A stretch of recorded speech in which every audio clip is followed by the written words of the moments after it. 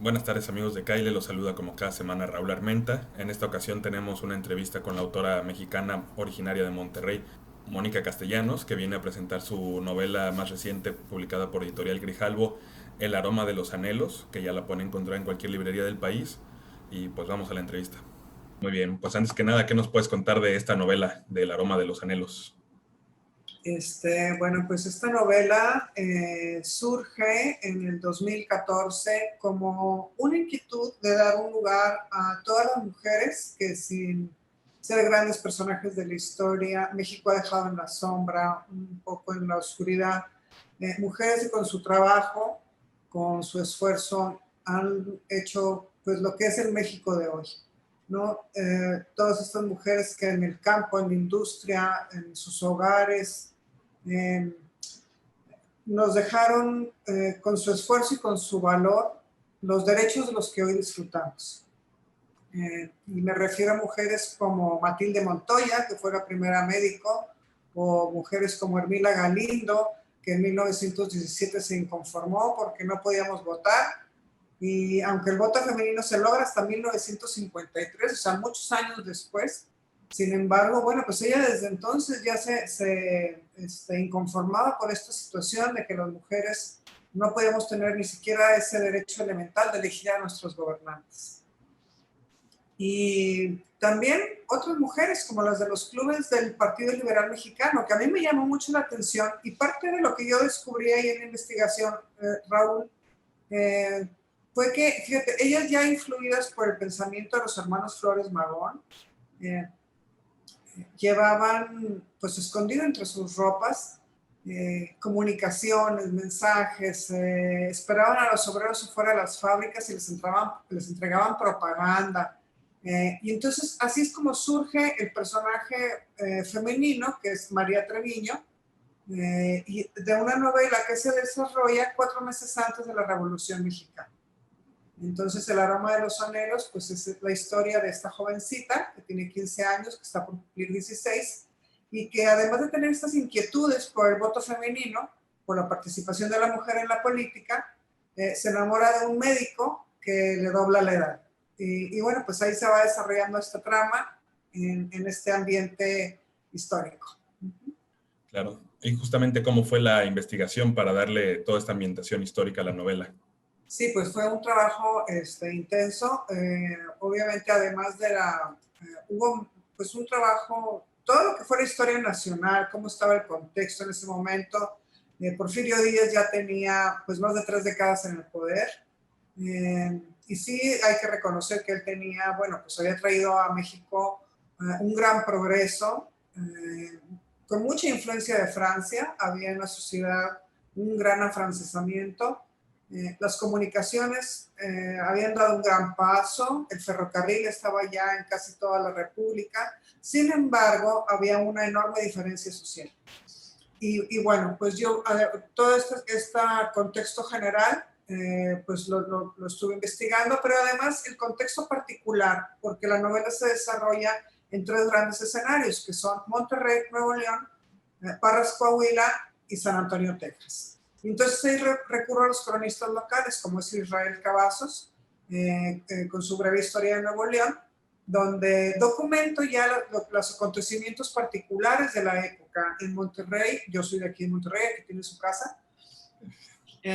Sucedió por decir en 1909 una de las más grandes y terribles inundaciones que ha habido, que mató más de 3,000 personas. Entonces, esa serie de detalles, o cómo era la vestimenta de la época, cuáles eran las líneas y los ramales del ferrocarril, cuáles eran las costumbres que había en ese entonces, cómo convivían los hombres y las mujeres. Todo ese tipo de detalles, pues también tuve que investigarlos y me di cuenta que las ciudades eran unas ciudades vibrantes, donde por un lado tenías el hombre a caballo, tenías el carruaje, tenías el tranvía, pero ya estaba también en los primeros forte, por decir, ¿verdad? Que empezaban a convivir. Entonces, una cosa maravillosa, y eso pues el lector lo va a poder encontrar en la novela. Claro. ¿Por qué decidiste que la protagonista estuviera del lado de Francisco y Madero y no de...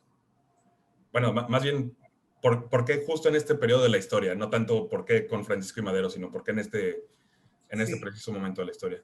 Bueno, pues ese momento de la historia es justo por lo que te comentaba, que me llama mucho la atención, de que es el momento en que las mujeres, o sea, reconocer la labor que llevaron a cabo, ¿no?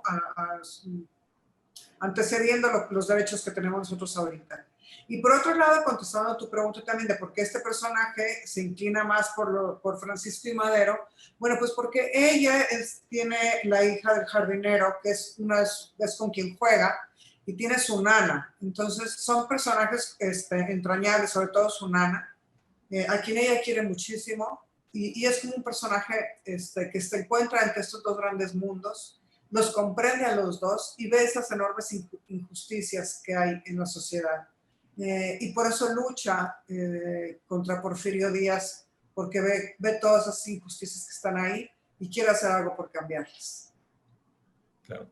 Y por otro lado está también el doctor del que se enamora, que él sí está con Porfirio Díaz. Así es, porque él está, pues su familia está más inclinado, tiene más relaciones con, pues, con la familia Limantur, con Porfirio Díaz, tienen intereses en común pues, por lo mismo, y bueno, pues se enamora de él también. En algún momento hay ese conflicto entre los ideales que ella tiene y el amor por el doctor, ¿verdad? Claro. Oye, Mónica, ¿y cómo crees que ha cambiado el país para las mujeres en estos 110, 111 años desde que se desarrolla tu novela hasta la actualidad? Sí, pues ha habido grandes avances, Raúl. La mujer, yo en la novela destaco la metáfora sobre el corsé. El corsé es una prenda que utilizaban las mujeres que no solo asfixiaba su cuerpo, o sea, no solo las oprimía y les impedía, pues, tomar el aire que necesitaban, no las asfixiaba de alguna manera, sino que asfixiaba también sus aspiraciones. Entonces, en este sentido, bueno, pues la mujer se liberó ya del corsé, se libera de muchas de las normas y restricciones que la sociedad les ha impuesto. Se ha logrado un gran avance en la participación de la mujer en todos los ámbitos de la sociedad.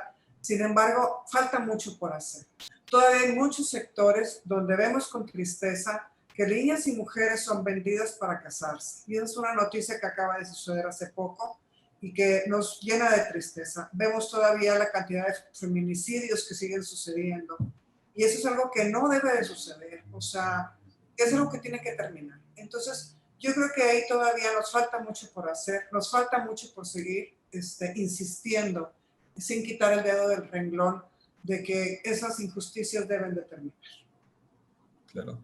Y justamente también, bueno, los dos personajes secundarios como son Porfirio Díaz y Francisco y Madero, que eran personajes que polarizaban mucho a la población, y ahora tenemos también a un presidente que también la polariza mucho más allá de nuestras creencias políticas. ¿Qué le hace falta al gobierno de México actualmente para acabar con esas injusticias que hace falta? Que hay, perdón, todavía. Sí, yo creo que la confrontación nunca va a ser el camino, Raúl. Yo creo que más bien es el entendimiento y la empatía, o sea, y el establecimiento de una justicia y de una mayor comunicación, de establecer los canales y las vías adecuadas para poder fijar realmente, o sea, medios y acciones concretas, leyes que permitan que la justicia sea más equitativa.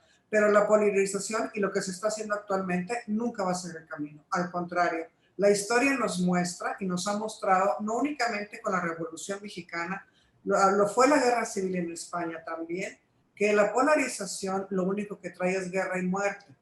O sea, cuando eso se insiste y se sigue exacerbando en el ánimo de las personas, o sea, es una tristeza ver cómo hermanos contra hermanos se llegan a odiar cada vez más hasta hasta el límite, o sea, y es algo que no nos podemos permitir como mexicanos, ¿verdad? Entonces yo creo que siempre debemos de recurrir a la razón. Somos seres pensantes, y aunque se nos haya dicho que el aspiracionismo de la clase media es algo malo, no es algo malo, al contrario, yo creo que ese aspiracionismo debe de ser para todas las clases sociales. Siempre aspirar a algo mejor es algo bueno, nunca va a ser algo malo. Claro. Mónica, también hablas mucho de ciertos textos en el libro pero me llama la atención que te enfocas mucho en Los Miserables. ¿Por qué en este texto? Sí, porque yo creo que es algo muy representativo y a María la hice ver a este personaje, hoy la hice contrastar la realidad de Los Miserables con la realidad de lo que ella estaba viendo en ese momento en México. O sea, de estos personajes que carecen de todo con los personajes que veíamos a México en el 1900. Hoy por hoy, el número de la pobreza extrema en los últimos años ha crecido. Y eso es algo que pues también tenemos que combatir, cada quien desde su trinchera. Y bueno, yo utilizo a Los Miserables como este recurso para que el personaje pueda hacer reflexión y pueda encontrar la motivación justo, valga la redundancia, justo para justificar el por qué ella tiene este deseo y esta aspiración por pues por hacer una mayor justicia social. Claro. ¿Estás trabajando en otro libro actualmente? Sí, estoy trabajando en una novela de la zona carbonífera de Coahuila, donde hago un paralelismo entre el descenso a la mina y la condición de vida de los mineros, que es terrible, entre paréntesis, con un descenso en la naturaleza humana. Ahí estoy engarzando una historia, pues también inspirada en una historia familiar, con lo que es la situación de la vida de los mineros. Muy bien, Mónica, pues algo más que quieras agregar antes de finalizar. Pues invitar a quienes nos escuchan a que lean la novela, El aroma de los anhelos, y que me sigan en mis redes sociales. A mí me gusta mucho tener esta convivencia con los lectores a través de las redes. Les dejo aquí, me pueden encontrar en Facebook como monica.castellanos.autor, en Instagram como Mónica Castellanos Autor y en Twitter como mcastellanos-60. Y bueno, pues espero que la disfruten mucho. Muchas gracias, Mónica. Al contrario, gracias a ti, Raúl. Hasta luego. Muchas gracias a Mónica Castellanos y a toda la gente de Penguin Random House por permitirnos esta entrevista. El libro, como ya les mencioné, El aroma de los anhelos, ya lo pueden comprar en cualquier librería del país, tanto en formato físico como en digital. Y si les gustó la entrevista, si quieren que entrevistemos a algún autor en particular o cualquier cosa, están ahí los comentarios para ustedes. Con mucho gusto podemos ver qué hacer. Y también si les gusta el contenido, suscríbanse y nos vemos la próxima semana con una nueva entrevista.